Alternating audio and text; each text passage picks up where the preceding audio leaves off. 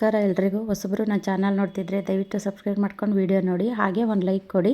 Video start ಮಾಡೋದಕ್ಕಿಂತ ಮುಂಚೆ ಎಲ್ರಿಗೂ ಸಂಕ್ರಾಂತಿ ಹಬ್ಬದ ಶುಭಾಶಯಗಳು. ಎಳ್ಳು ಬೆಲ್ಲ ತಿಂದು ಒಳ್ಳೊಳ್ಳೆ ಮಾತಾಡಿ ಅಂತ ಹೇಳ್ತಾ ಬನ್ನಿ ಇವತ್ತಿನ ವ್ಲಾಗ್ ಸ್ಟಾರ್ಟ್ ಮಾಡೋಣ.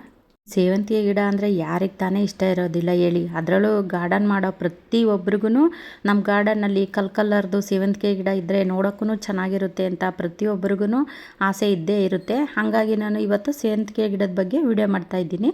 ನೋಡಿ, ಇದೆಲ್ಲ ಎರಡನೇ ಸರಿ ನನ್ನ ಗಾರ್ಡನ್ನಲ್ಲಿ ಸೇವಂತಿಗೆ ಹೂ ಬರ್ತಾ ಇರೋದು. ಇದು ವೈಟು ತುಂಬ ದೊಡ್ಡದಾಗಿ ಬಿಡುತ್ತಲ್ಲ ಆ ಥರದ್ದು. ಮತ್ತು ಇನ್ನು ಇದೆಲ್ಲ ಯೆಲ್ಲೋ ಕಲರು. ಆ ಯೆಲ್ಲೋ ಕಲರಲ್ಲೂ ತುಂಬ ದೊಡ್ಡದಾಗಿ ಸಸಿಗಳೆಲ್ಲ ಬಂದಿದೆ. ಅಂದರೆ ಎರಡನೇ ಸರಿ. ಫಸ್ಟ್ಗೆ ಒಂದು ಸರ್ತಿ ನಾನು ದೊಡ್ಡದು ಬಂದಿದ್ದೆಲ್ಲನೂ ಕಟ್ ಮಾಡಿ ಇದಕ್ಕೆ ನಾನು ಲಿಕ್ವಿಡ್ ಕೊಟ್ಟಿರೋದು. ಒಂದು ಹೆಚ್ಚಾಗಿ ನಾನು ಬರೀ ಲಿಕ್ವಿಡೇ ಕೊಡೋದು, ಗಟ್ಟಿ ಇರೋವಂತಹ ನಾನು ಗೊಬ್ಬರ ಯಾವುದೂ ಹಾಕೋದಿಲ್ಲ ಸೇವಂತಿಗೆ ಗಿಡಗಳಿಗೆ. ಹಾಗಾಗಿ ಇಷ್ಟು ಚೆನ್ನಾಗೇ ಹೂವೆಲ್ಲ ಬಂದಿದೆ.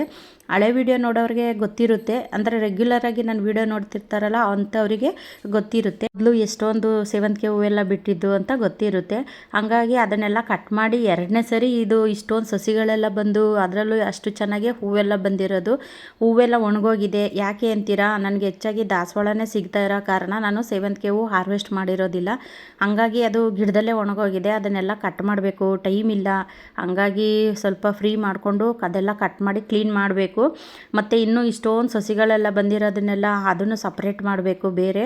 ಏಕೆಂದರೆ ತುಂಬ ಜನ ಕೇಳ್ತಿದ್ದೀರಾ ಸೇವಂತಿಗೆ ಕೂಡ ಕೊಡಿ ಅಕ್ಕ ಅಂತ ಕೇಳ್ತಿದ್ದೀರಾ. ಹಂಗಾಗಿ ಅದು ನಿಮಗೋಸ್ಕರ ಅಂತಲೇ ಅವೆಲ್ಲನೂ ಸಸಿಗಳೆಲ್ಲ ಸಪ್ರೇಟ್ ಮಾಡಿ ತೆಗಿಬೇಕು. ಅದರಲ್ಲೂ ಒಂದೊಂದು ಪಾಟಲ್ಲಿ ಗುಂಪಾಗಿ ಸಸಿಗಳೆಲ್ಲ ಬಂದಿದೆ.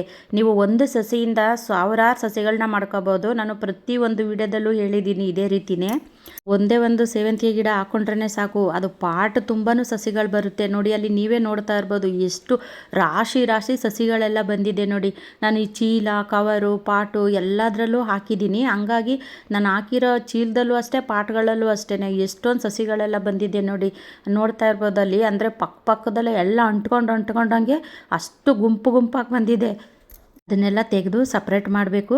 ಮತ್ತು ಇನ್ನು ಇದು ಅಷ್ಟೇ ಎರಡನೇ ಸತಿ ಬಿಟ್ಟಿರೋದು ಯೆಲ್ಲೋ ಕಲರೂ ಸ್ವಲ್ಪ ದಪ್ಪನಾಗಿ ಗೊಂಚಲು ಥರನೂ ಬಿಡುತ್ತೆ. ತುಂಬ ಚೆನ್ನಾಗಿ ಬಿಡುತ್ತೆ ಸೇವಂತಿಗೆ ಗಿಡಗಳೆಲ್ಲ. ಒಂದೊಂದು ಸರಿ ನನಗೆ ಊಟ ಮಾಡೋಕ್ಕೂ ಸಹ ಟೈಮೇ ಸಿಕ್ಕಿರೋದಿಲ್ಲ, ಮತ್ತು ತಿಂಡಿ ತಿನ್ನೋಕ್ಕೂ ಟೈಮ್ ಇರೋದಿಲ್ಲ. ಊಟದ ಟೈಮ್ಗೆ ತಿಂಡಿ ತಿಂತೀನಿ, ಈ ಥರ ಸಮಸ್ಯೆಗಳಾಗುತ್ತೆ. ಊಟದ ಟೈಮ್ಗೆ ತಿಂಡಿ ತಿಂದ್ಬಿಟ್ಟು ಇನ್ನು ನಾನು ಸಂಜೆ ರಾತ್ರಿಯೇ ಊಟ ಮಾಡೋದು, ಈ ಥರ ಎಲ್ಲ ಆಗುತ್ತೆ. ಏನು ಮಾಡೋಕ್ಕಾಗಲ್ಲ. ಕೆಲವೊಂದೊಂದು ಸರಿ ತುಂಬಾ ಕೆಲಸಗಳಿದ್ದಾಗ ಊಟದ ಕಡೆನೂ ಗಮನನೇ ಹೋಗೋದಿಲ್ಲ. ಅದರಲ್ಲೂ ನನಗೆ ಗಾರ್ಡನಲ್ಲಿ ಸೇರ್ಕೊಂಬಿಟ್ರಂತೂ ಆ ಕೆಲಸ ಈ ಕೆಲಸ ಅಂತ ನನಗೆ ಟೈಮ್ ಹೋಗೋದೇ ಗೊತ್ತಾಗೋದಿಲ್ಲ. ಹಂಗಾಗಿ ನಾನು ಅಲ್ಲೇ ಕೆಲಸ ಮಾಡ್ಕೊಂಡು ಅಲ್ಲೇ ಸೇರ್ಕೊಂಡ್ಬಿಡ್ತೀನಿ. ಅದರಲ್ಲೂ ನನಗೆ ಹೆಚ್ಚಾಗಿ ಮೇಕಪ್ ಎಲ್ಲ ಮಾಡಿಕೊಂಡು ವೀಡಿಯೋ ಮಾಡೋದಕ್ಕೆಲ್ಲ ನನಗೆ ಇಷ್ಟ ಆಗೋದಿಲ್ಲ. ಇಷ್ಟ ಅನ್ನೋದಕ್ಕಿಂತ ನನಗೆ ಟೈಮೇ ಸಿಗೋದಿಲ್ಲ. ನೀವೇ ನೋಡ್ತಿರ್ತೀರ ವೀಡಿಯೋದಲ್ಲೆಲ್ಲ.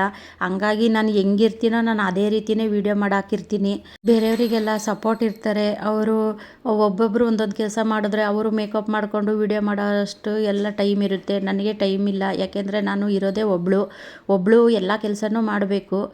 ಗಾರ್ಡನ್ನು ನೋಡಿ, ಮನೆಯೂ ನೋಡಿಕೊಂಡು ಇಷ್ಟು ಕೆಲಸ ಎಲ್ಲ ಮಾಡ್ಕೋಬೇಕು. ಹಂಗಾಗಿ ನನಗೆ ಮೇಕಪ್ ಮಾಡೋಕ್ಕೆಲ್ಲ ಟೈಮು ಇರೋದಿಲ್ಲ. ಹಂಗಾಗಿ ಹೇಳಿದೆ ಅಷ್ಟೇ. ಇಲ್ಲಿ ಒಂದೊಂದ್ಸರಿ ನನಗೆ ತಲೆ ಬಾಚೋಕ್ಕೂ ಟೈಮ್ ಇರೋದಿಲ್ಲ. ನಿನ್ನೆ ನಾವು ಕೊರಿಯರ್ ಹಾಕೋಕೆ ಹೋದಾಗ ನೋಡಿರ್ಬೋದು ನೀವು, ನಾನು ತಲೆನೂ ಬಾಚಿಲ್ಲ, ಹಂಗೆ ಸುಮ್ಮನೆ ಒಂದು ಕ್ಲಿಪ್ ಹಾಕ್ಕೊಂಡು ಹೋಗಿರ್ತೀನಿ. ಇದೇ ರೀತಿಯೇ ನಾನು ಸುಮ್ಮನೆ ಹೋಗ್ತಾ ಇರೋದು ಅಷ್ಟೇ.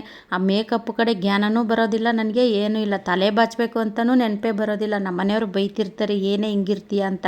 ಹಿಂಗಿರ್ತೀಯ ಅಂದರೆ ನನಗೆ ಟೈಮ್ ಇಲ್ವಲ್ಲ, ಏನು ಮಾಡೋದು ಹೇಳಿ. ಟೈಮ್ ಮುಖ್ಯ ಅಲ್ವಾ. ಹಾಗಾಗಿ ನನಗೆ ಗಾರ್ಡನ್ ಕಡೆನೇ ಇಂಟ್ರೆಸ್ಟ್ ಇರೋದ್ರಿಂದ ನನ್ನ ಮೈಂಡೆಲ್ಲ ಗಾರ್ಡನಲ್ಲೇ ಇರುತ್ತೆ. ಹಂಗಾಗಿ ಮೇಕಪ್ಪು ಅದು ಇದು ಅಂತ ಅದ್ರ ಕಡೆ ಗಮನನೇ ಹೋಗೋದಿಲ್ಲ. ರೈತರು ಹಾಗೆ ಅಲ್ವಾ, ಅವರು ಮೇಕಪ್ ಮಾಡಿಕೊಂಡು ಮನೆಯಲ್ಲೇ ಕುತ್ಕೊಳ್ತು ಅಂದರೆ ನಮಗೆ ತಿನ್ನೋಕೆ ಅನ್ನ ಇರೋದಿಲ್ಲ. ಅವರು ಬೆವರು ಸುರಿಸಿ ದುಡಿದ್ರೆ ಅಲ್ವಾ ನಮಗೆ ತಿನ್ನೋಕೆ ಅನ್ನ ಸಿಗೋದು. ಅದೇ ರೀತಿಯೇ ನಮ್ಮ ಯಜಮಾನ್ರು ಹಂಗೆ ಅಂತಿರ್ತಾರೆ, ನನಗೆ ಯಾವಾಗಲೂ ಮಣ್ಣಿನ ಮಗಳಾಗ್ಬಿಟ್ಟವಳೆ ಇವಳು ಅಂತಿರ್ತಾರೆ. ಏನೂ ಮಾಡೋಕ್ಕಾಗೋದಿಲ್ಲ. ತುಂಬ ಜನ ಹೇಳ್ತಾರೆ ನನಗೆ, ನಾವು ಟ್ರೈನಿಂಗ್ ಎಲ್ಲ ತೊಗೊಂಡಿರ್ತೀವಿ, GKVKಲಿ ಮತ್ತು ಲಾಲ್ಬಾಗಲ್ಲಿ ಈ ಥರದ್ದೆಲ್ಲ ಟ್ರೈನಿಂಗ್ ತೊಗೊಂಡಿರ್ತೀವಿ. ಆದರೂ ನಮ್ಗೆ ಅಷ್ಟು ಐಡಿಯಾ ಇರೋದಿಲ್ಲ. ನಿಮಗೆ ಹೆಂಗೆ ಇಷ್ಟೆಲ್ಲ ಐಡಿಯಾ ಬಂತು, ನೀವು ಯಾವ ಟ್ರೈನಿಂಗ್ ಇಲ್ಲ ಏನೂ ಇಲ್ಲ ಅಂತ ಕೇಳ್ತಾರೆ. ಅದೇ ಒಂದು ಮನಸ್ಸಿದ್ರೆ ಮಾರ್ಗ ಅಂತ ಹೇಳ್ತಾರಲ್ಲ, ಅದೇ ರೀತಿಯೇ. ಸೇವಂತಿಗೆ ಗಿಡದಲ್ಲಿ ಸ್ವಲ್ಪ ಟೊಮೊಟೊ ಸಸಿಗಳೆಲ್ಲ ಹುಟ್ಟಿದ್ದಾವೆ, ಅದನ್ನು ತೆಗೆದು ಬೇರೆ ಪಾಟಿಗೆ ಹಾಕಬೇಕು. ಹಂಗಾಗಿ ಸುಮಾರು ಜನ ಕೇಳ್ತಿದ್ದೀರಾ ಸೊಪ್ಪಿನ ಬೀಜ, ತರಕಾರಿ ಬೀಜ ಎಲ್ಲ ಕೇಳ್ತಿದ್ದೀರಾ. ನಿಮಗೆ ಯಾವುದೇ ರೀತಿ ಸೊಪ್ಪಿನ ಬೀಜ ಆಗಿರ್ಬೋದು, ತರಕಾರಿ ಬೀಜ ಆಗಿರ್ಬೋದು, ಪಾಟು ಗಿಡಗಳು ಏನೇ ಇದ್ರೂ ನಮ್ಮ ಹತ್ರ ಸಿಗುತ್ತೆ. ನೀವು ವಾಟ್ಸಪ್ ಮುಖಾಂತರ ಬುಕ್ ಮಾಡ್ಕೋಬೋದು. ಗಿಡಗಳನ್ನ ಬುಕ್ ಮಾಡ್ಕೊಳ್ಳೋರು ಒಂದು ಪಾಟ್ ಆದ್ರೂ ಬುಕ್ ಮಾಡ್ಕೊಳ್ಳಿ. ಯಾಕೆಂದರೆ ನಿಮ್ಮ ಸೇಫ್ಟಿಗೋಸ್ಕರ ನಾನು ಹೇಳ್ತಿದ್ದೀನಿ ಅಷ್ಟೇ. ನನ್ನ ಹತ್ರ ಪಾಟ್ ತಗೊಳ್ಳಿ ಅಂತ ನಾನು ಹೇಳ್ತಾ ಇಲ್ಲ. ಯಾಕೆಂದರೆ ಆ ಪಾಟಲ್ಲಿ ಹಾಕ್ಬಿಟ್ಟು ನಾವು ನೀಟಾಗಿ ಪ್ಯಾಕ್ ಮಾಡಿ ಕಳಿಸಿದ್ರೆ ಅದು ಸೇಫ್ಟಿಯಾಗಿ ಗಿಡಗಳು ಬರುತ್ತೆ. ಸುಮಾರು ಜನ ಇದೇ ರೀತಿಯೇ ಮಾಡ್ಕೊಂಡಿರೋದು. ಹಂಗಾಗಿ ಇನ್ನು ಮುಂದೆ ಬುಕ್ ಮಾಡ್ಕೊಳೋರು ಈ ಥರ ಮಾಡ್ಕೊಳ್ಳಿ ಅಂತ ನಾನು ಹೇಳಿದ್ದೀನಿ ಅಷ್ಟೇ.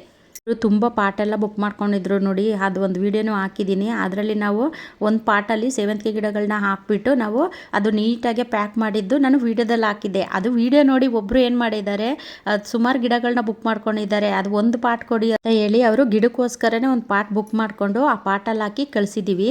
ಸೇಫ್ಟಿಗೋಸ್ಕರ ಹೇಳಿದ್ದೀನಿ ಅಷ್ಟೇ. ಮತ್ತು ನೀವು ತಪ್ಪು ತಿಳ್ಕೊಬೇಡಿ, ಏನಪ್ಪ ಪಾಟು ತಗೊಳ್ಳಿ ಅಂತ ಈ ಥರ ಹೇಳ್ತಿದ್ದಾರಾ ಅಂತ ಅಲ್ಲ. ಆ ಥರ ಏನೂ ಇಲ್ಲ, ನಿಮ್ಮ ಇಷ್ಟ. ನಾನು ಹೇಳೋದು ನಾನು ಹೇಳಿದ್ದೀನಿ ಅಷ್ಟೇ. ಅದ್ರ ಮೇಲೆ ನಿಮ್ಮ ಇಷ್ಟ. ಒಬ್ಬರು 5 ಪ್ಯಾಕೆಟು ರೋಸ್ ಮಿಕ್ಸು ಸೇವಂತಿಗೆ ಗಿಡ ಎಲ್ಲ ಬುಕ್ ಮಾಡ್ಕೊಂಡಿದ್ರು ಅಂತ ಹೇಳಿದ್ನಲ್ಲ, ನಾವು ಅದನ್ನು ಯಾವ ರೀತಿ ಪ್ಯಾಕ್ ಮಾಡಿದ್ವಿ ಅಂದರೆ ಬಾಕ್ಸ್ ಒಳಗಡೆ ಸುತ್ತಲೂ ನಾವು ರೋಸ್ ಮಿಕ್ಸ್ನ ಇಟ್ವಿ, ಆ ಮಧ್ಯದಲ್ಲಿ ಇದು ಸೇವಂತಿಗೆ ಗಿಡಗಳನ್ನ ಇಟ್ವಿ. ಹಂಗಾಗಿ ಅದೇನು ತೊಂದರೆ ಆಗಿಲ್ಲ, ಸೇಫಾಗಿ ಹೋಯ್ತು. ಈ ಥರ ನೀವು ಏನಾದರೂ ಬುಕ್ ಮಾಡ್ಕೊಂಡ್ರು ನಾವು ಈ ಥರ ಮಾಡಿ ಕಳಿಸ್ತೀವಿ. ಬರೀ ಇದು ಗಿಡಗಳನ್ನೇ ಬುಕ್ ಮಾಡ್ಕೊಂತು ಅಂದರೆ ನಾವು ಮಾಮೂಲಿ ಕಾಟನ್ ಬಾಕ್ಸಲ್ಲಿ ಹಾಕ್ಬಿಟ್ಟು ಕಳಿಸ್ತೀವಿ. ಅದು ನೀವು ಹೇಳ್ದಂಗೆ ಆ ಕಡೆ ಈ ಕಡೆ ಎತ್ತಾಕಿ ಏನಾದರೂ ಪ್ರಾಬ್ಲಮ್ ಆಗ್ಬೋದು. ಅದಕ್ಕೆ ನಾವೇನು ಮಾಡೋಕ್ಕಾಗೋದಿಲ್ಲ ಅಲ್ವಾ. ಮಾಮೂಲಿ ನಾವು ಪ್ಯಾಕಿಂಗ್ ಮಾಡೋದ್ರ ರೀತಿ ಮಾಡಿರ್ತೀವಿ, ಮಾಡಿಬಿಟ್ಟು ಕೊರಿಯರ್ಗೆ ಹಾಕಿರ್ತೀವಿ. ಕೊರಿಯರವರು ಆ ಕಡೆ ಈ ಕಡೆ ಎತ್ತಾಕಿ ಆ ಥರ ಎಲ್ಲ ಸಮಸ್ಯೆ ಆಗುತ್ತೆ. ಅಂಥ ಸಮಸ್ಯೆ ಆಗಬಾರ್ದು ಅಂತಲೇ ನಾನು ಈ ರೀತಿ ನಿಮ್ಗೆ ಐಡಿಯಾ ಕೊಟ್ಟಿದ್ದೀನಿ ಅಷ್ಟೇ. ಅದು ನೀವು ತಗೊಳ್ಳೇಬೇಕು ಅಂತ ನಾನೇನು ಪ್ರೆಸರ್ ಆಗ್ತಾಯಿಲ್ಲ, ಅದನ್ನು ನಿಮಗೆ ಬಿಟ್ಟಿದ್ದು. ನಾನು ಅದನ್ನು ಪ್ಯಾಕ್ ಮಾಡಿದ್ದೆಲ್ಲನೂ ವೀಡಿಯೋ ಹಾಕಿದ್ದೀನಿ, ಚೆಕ್ ಮಾಡಿ ಅದು ವೀಡಿಯೋ ನೋಡಿ, ನಿಮಗೆ ಅದರದ್ದು ಐಡಿಯಾನೂ ಸಹ ಸಿಗುತ್ತೆ. ಮತ್ತೆ ಹೇಳ್ತಾ ಇದ್ದೀನಿ, ಆದಷ್ಟು ನನಗೆ ಕನ್ನಡದಲ್ಲಿ ಅಡ್ರೆಸ್ಗಳನ್ನ ಬರೆದು ಕಳಿಸಿ. ಯಾಕೆಂದರೆ ನನಗೆ ಇಂಗ್ಲೀಷೆಲ್ಲ ಬರೋದಿಲ್ಲ, ನಾವು ಬರೀ ಕನ್ನಡ ಮೀಡಿಯಮ್ ಅಷ್ಟೇ. ಹಾಗಾಗಿ ಹೇಳ್ತಾ ಇದ್ದೀನಿ. ಈ ವಿಡಿಯೋ ಇಷ್ಟ ಆದರೆ ಬೇರೆಯವ್ರಿಗೂ ಶೇರ್ ಮಾಡಿ. ಮುಂದಿನ ವಿಡಿಯೋದಲ್ಲಿ ಸಿಗ್ತೀನಿ. ಎಲ್ರಿಗೂ ಧನ್ಯವಾದಗಳು.